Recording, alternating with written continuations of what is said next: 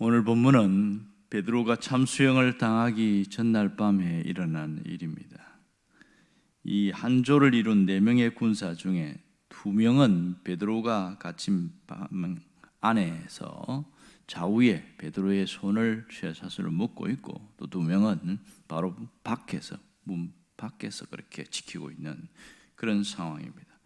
그리고 첫 번째 관문에 2명이 서 있고, 두 번째 또 관문에 2분이 서 있고, 또 감옥 주변을 이렇게 또 지키고 있고, 아주 철통 같은 보안입니다. 어떤 사람이 와도 그를 빼내지 못할 만큼 그렇게 있었고, 이제 날이 밝으면 베드로는 참수형을 당하게 되었습니다. 여러분, 시간이 흘러갈수록 바싹바싹 입이 타들어갈 것이고, 두려움과 불안에 휩쓸리는 그런 절체절명의 그런 순간이었습니다. 이때 베드로가 어떻게 하고 있는지 우리는 잘 알고 있습니다. 이 베드로가 그날 밤에 잠을 잤다, 이렇게 얘기합니다. 두려움에 떨다가 지쳐서 자거나 또 자다 깨다 선잠을 자는 그런 잠이 아니었던 것을 알 수 있지요. 7절을 보면 그가 얼마나 깊이 잤는지를 잘 보여주고 있습니다. 옆에서 흔들어 깨워도 못 일어나는 거예요. 그래서 오늘 주의 천사가 나타나는데 보면 천사의 모습이 주변에 환하게 광채가 있었다, 이런 얘기를 합니다. 주님이 오신 거죠. 주님이 천사의 모습으로 오셨는데 깨우는데 안 일어나는 거예요. 신기하지 않습니까? 어떻게 몇 시간 후에 죽을 사람이 이렇게 깊이 잘 수 있을까? 그래서 이 주의 천사가 옆구리를 쳐서 깨웠다, 이렇게 말합니다. 옆구리를 쳐서 깨웠다. 이 깨운다는 이 헬라어 파타소라는 동사를 보면 그냥 흔들어 깨우는 게 아니라 아주 탁 세게 내려쳐서 그렇게 깜짝 놀라게 만드는 그런 겁니다. 원래 원문을 보면 무기를 써서 이렇게 깨우는 거, 이것이 원문입니다. 그러니까 얼마나 깊이 잤을까요?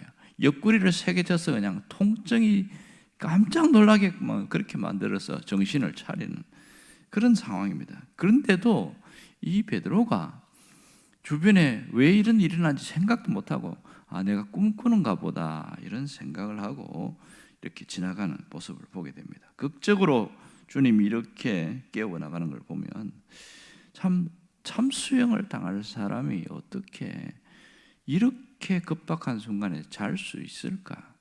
그것도 아주 세게 내리쳐서 그렇게 깨워야 일어날 만큼 그렇게 잘 수 있을까? 상당한 의문점을 갖게 됩니다. 왜냐하면 보통 사람들은 불가능하거든요.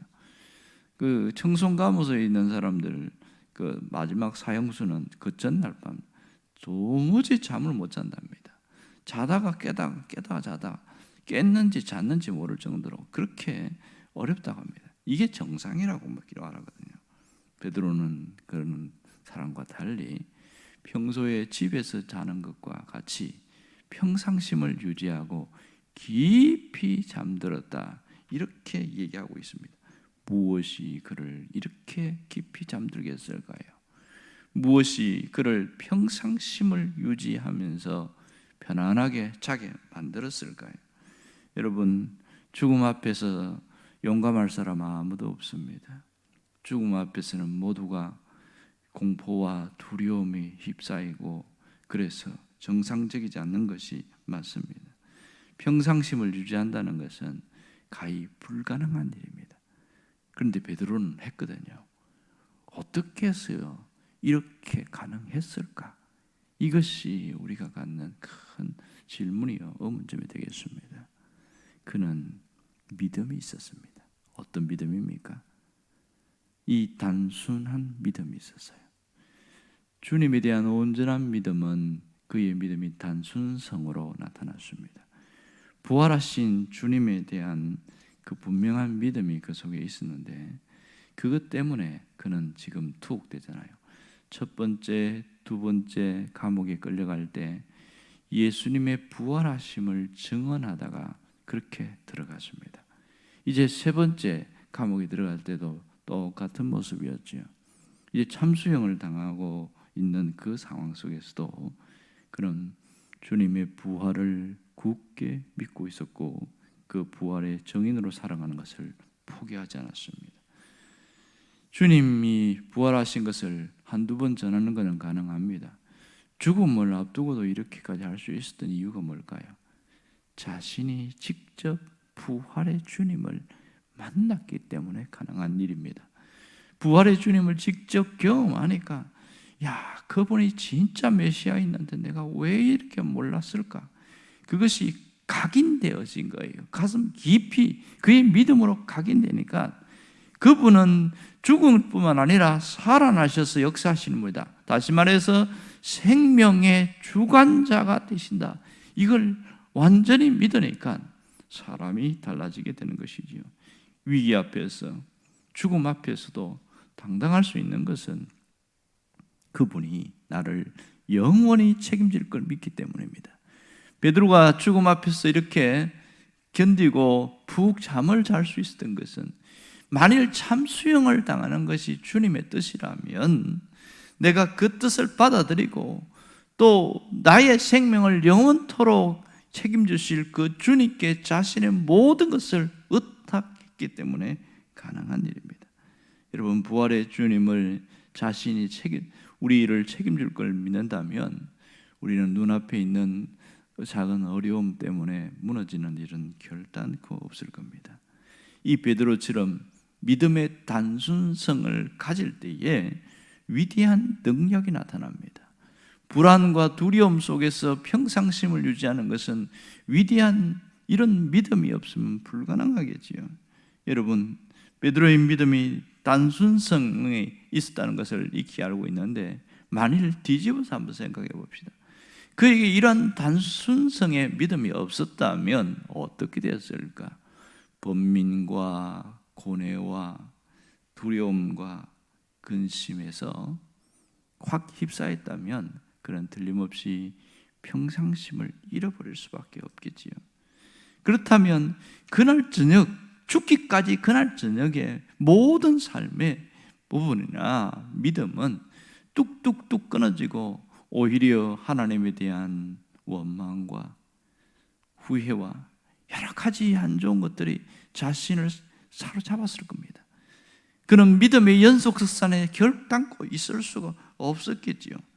그렇다면 그는 위대한 사도 베드로가 될 수도 없었을 겁니다. 하지만 그렇지 않았어요. 죽음 앞에서까지 그는 단순한 믿음을 갖고 있었기에 그는 위대한 사도가 되었습니다. 오늘 우리에게 주시는 교훈도 마찬가지입니다. 여러분, 믿음의 힘은 어디서 나오는가? 그것은 단순성에 있습니다. 믿음의 힘은 단순함에 있다는 사실을 알아야 합니다. 이 믿음의 단순성은 이해할 수 없는 것을 이해하게 만들고 감당할 수 없는 것을 감당하게 만듭니다. 내가 할 수 없다고 생각한 것을 행할 수 있게 만드는 것이 이 믿음의 단순성입니다. 그러므로 단순한 믿음은 어떠한 상황 속에서도 평상심을 유지하게 만듭니다. 이러한 믿음이 있는 사람만이 평정심을 가지고 살아갈 수 있는 거예요. 많은 성도들이 신앙생활하면서 믿음을 갖기를 원해요. 어떤 믿음입니까? 큰 믿음을 갖기를 원합니다. 굳건한 믿음을 갖기를 원해요. 모두가 갖고 있는 마음의 소원이겠지요. 하지만 현실을 보면 그 바람과 달리 작은 일 앞에 마음이 무너지는 경우가 너무 많습니다. 조금만 문제가 생겨도 가슴이 철렁 내려앉고 거기서 회복되는 게 아니라 거기서 이제 왜 이런 일이 생기냐면서 의심과 부정과 시험에 빠지는 일들이 너무나 많습니다. 그 어려움이 있어도 이 단순성의 믿음이 있었다면 만일 그렇게 자주 시험에 들고 왜 나에게는 이런 고난이 많느냐 그렇게 하면서 따지고 항의하고 하겠어요? 그렇게 하지 않겠지요. 진실된 믿음은 우리를 평상심을 유지하게 만듭니다. 어떤 진실된 믿음입니까? 단순성을 가진 진실된 믿음은 모든 상황 가운데서 평상심을 유지하게 만든다는 사실이에요. 어떤 경우도 흔들리지 않는 그 믿음의 깊은 곳에서는 마음이 흔들리지 않아서 그렇습니다. 사람의 믿음이 흔들리는 이유도, 평정심이 깨트려지는 이유도 마음이 흔들려서 그렇습니다. 그래서 잠언 4장 23절에는 유명한 말씀을 합니다. 모든 지킬 만한 것보다 더욱 내 마음을 지켜라 그랬어요. 왜요? 생명의 근원이 이에서 납니다. 믿음의 근원도 여기에서 나오기 때문에 그렇습니다. 주님을 향한 내 마음이 굳건하게 서 있을 때에 단순성의 믿음이 나오고, 그것이 우리 삶을 평상성을 유지하게 만듭니다. 평정심을 갖게 만든다는 사실입니다. 여러분, 그렇게 많이 배워야 하고 많이 알아야 하고 뭔가 그렇게 해야 이런 믿음이 생기는 게 아니에요. 이 평상심, 단순한 믿음은 온전한 신앙의 굳건한 뿌리는 마음을 굳게 지키는 데서부터 나옵니다. 그 마음을 굳게 지키는 뿌리에도 들어가 보면 그 뿌리에 누가 있습니까? 나 자신이 아니라 주님이 계십니다. 내가 내 마음을 지키려고 하니까 자꾸 흔들리는 거예요. 왜? 내가 내 마음을 어떻게 지켜나갈 수 있겠어요? 그 근거도 주님이 마음을 지켜주시는 그 중심의 뿌리가 되어 있으니까 이 사람은 흔들리지 않는 겁니다. 죽음 앞에서도 당당하게 죽어가는 순교자들을 보면 다 이러한 단순성의 믿음이 있었고 그들에게 평정심이 있었습니다. 전혀 두려움이 없었던 것은 이러한 것입니다. 우리는 하루하루를 살아가면서 늘 반복된 삶이 계속되어지는 것처럼 보입니다. 하지만 절대로 그렇지 않습니다. 우리 마음을 보면 때로는 심하게 요동치기도 하고 어떤 이런저런 일 때문에 속상하기도 하고 또 문제가 생겨서 팍 낙담되기도 하고 이런 삶이 우리 속에 바다에 물결이 출렁거리듯이 반복되고 있단 말입니다. 이러한 상황에서 내가 끝까지 견디고 버티고 이겨낼 수 있는 비결이 뭘까? 어떻게 하면 이 믿음의 단순성을 가질 수 있을까요? 그것은 딱 하나입니다. 경건의 연습에 힘쓰는 일입니다. 경건의 연습에 힘쓰는 것. 디모데는 이미 익히 이 비밀을 알았어요. 그래도 디모데전서 4장 8절에 이렇게 말합니다. 육체의 연습은 약간의 유익이 있으나 경건의 연습은 범사에 유익하니라. 범사에 유익하니라. 왜요? 금생과 내생에 약속이 있기 때문이라. 경건의 연습, 경건의 훈련을 할 필요가 있습니다. 이 일에 나를 쓰는 것이요. 경건의 훈련이 뭡니까? 그것은 말씀과 기도입니다. 경건의 훈련의 모든 것은 말씀과 기도를 통해서 이루어지는데 이를 통해서 그 신앙의 단순성과 평상성을 유지하게 되어진다는 사실입니다. 우리에게 평정심이 유지될 때는요, 두려운 게 없어집니다. 또 감당할 수 있게 만들어집니다. 이게 어디서 나왔어요?